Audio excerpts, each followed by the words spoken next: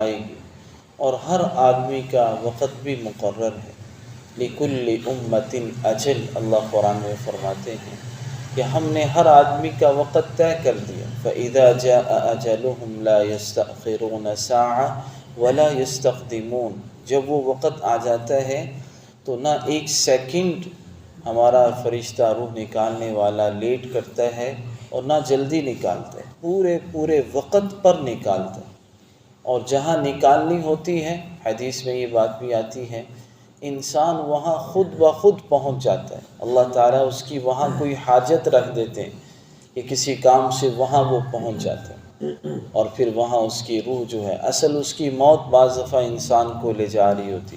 انسان سوچتا ہے میں شادی پہ جا رہا ہوں، میں فلاں کام سے جا رہا ہوں، لیکن انسان کی موت بعض دفعہ انسان کو کہیں لے جا رہی ہوتی ہے کہ تیری موت نے وہاں آنا ہے، تم وہاں چلو۔ تو اس کے لیے اللہ حاجت پیدا کر دیتا، وہ اس کو پورا کرنے جاتا ہے، وہاں اس کی موت آ جاتی ہے، انسان خود وہاں پہنچ جاتا ہے۔ ایسے ایک واقعہ آتا ہے، حضرت سلیمان علیہ السلام کی جو ہے ساتھیوں میں سے ایک ساتھی تھے، وہ حضرت سلیمان علیہ السلام کے ساتھ بیٹھے ہوئے تھے، اور جو ہے اب ملک الموت جو ہے وہاں پہنچا تو وہ ان کو گھور گھور کے ذرا دیکھنے لگا۔ تو اب یہ ہوا کہ وہ اس لیے دیکھ رہا تھا ملک الموت کہ میں نے تو اللہ تعالیٰ کی طرف سے حکم یہ آیا ہے کہ اس کی موت جو ہے فلاں اتنی دور جگہ پہ نکالنی ہے، اور یہ آدمی ادھر بیٹھا ہوا، تو اس کو تھوڑا سا غور سے گھور کے دیکھنے لگا۔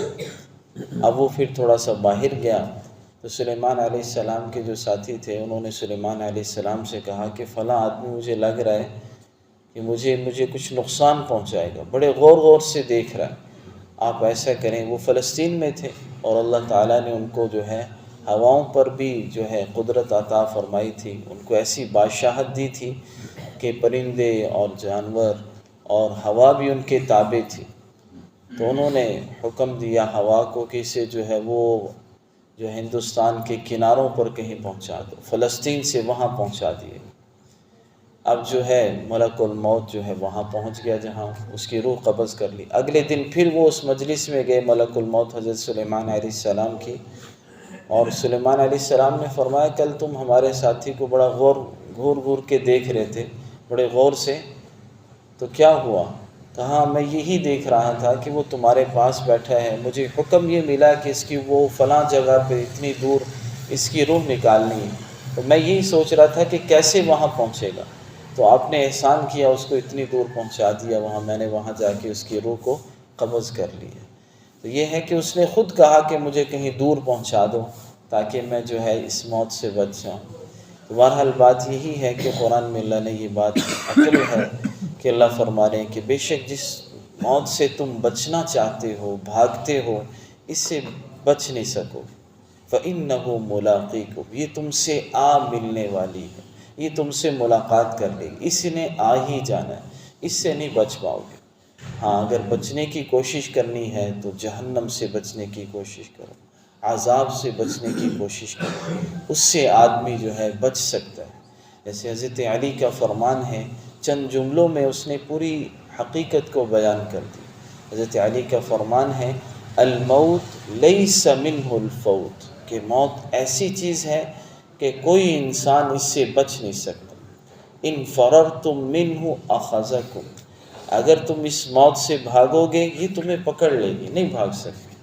ان اقمتم لہ ادرککم، اپنی طاقت کے ذریعے، اپنی بادشاہت کے ذریعے، اپنی صحت کے ذریعے تم اس کا جو ہے مقابلہ کرنا چاہو گے، شکست تمہارا ہی مقدر ہے، نہیں کر سکتے۔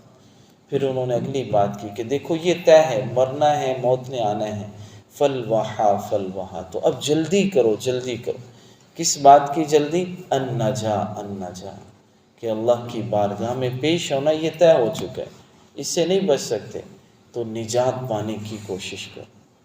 پھر آگے انہوں نے طریقہ بھی بتلایا، کیسے؟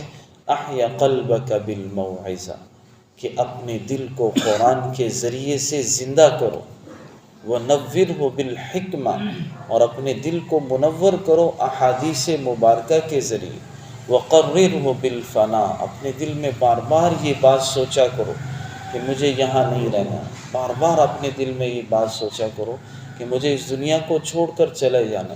وَذَلِّلْهُ بِالْمَوْتِ، اپنی خواہشات کو موت کی لگام دو، اسے سمجھاؤ کہ ہمیں جو ہے اس دنیا کو چھوڑ کر چلے جانا ہے. اس قرآن میں ایک جگہ اور اللہ فرماتے ہیں اَيْنَمَا تَكُونُوا يُدْرِكْكُمُ الْمَوْتُ وَلَوْ كُنْتُمْ فِي بُرُوجٍ مُشَيَّدَةٍ، کہ موت تمہیں ضرور پالے گی اگرچہ تم بڑے بڑی چٹانوں میں جا کے چھپ جاؤ، اس نے وہاں بھی پہنچ جانا ہے. تو بہرحال بھائیو، بات یہاں اللہ نے یہی بات فرمائی، اصل میں یہ یہودیوں سے فرمائی گئی تھی.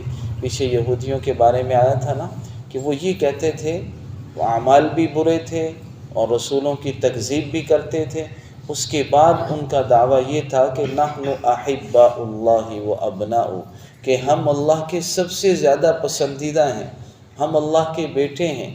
اور کہتے تھے وقالوا لن يدخل الجنة الا من كان هودا، کہ جنت میں کوئی نہیں جائے گا، صرف وہی جائے گا جو یہودی ہوں گے. یہ ان کا دعویٰ تھا.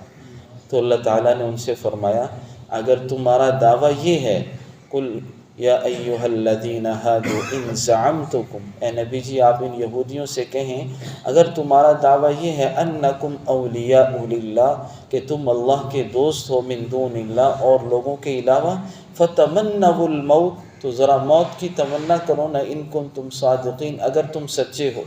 اگر تمہیں پتہ ہے کہ ہمیں جنت میں جانا ہے، جنت کی دائمی نعمتیں ہمارے انتظار میں ہیں، اور دنیا میں تو مختلف قسم کی پریشانیاں بھی انسان کے ساتھ لگی ہوئی ہیں، غم بھی لگے ہوئے ہیں، اور بھی مصیبتیں ہیں، دنیا کے تو بہت سارے بکھیرے ہیں. تو تمہیں یہ معلوم ہے پکا کہ ہم نے ہی جنت میں جانا ہے. تو اللہ نے فرمایا کہ ان سے کہیں ذرا یہ موت کی تمنا کریں. ظاہر ہے جس آدمی کو یہ یقین ہے کہ میں نے جنت میں ہی جانا ہے وہ تو ضرور موت کی تمنا کرے گا.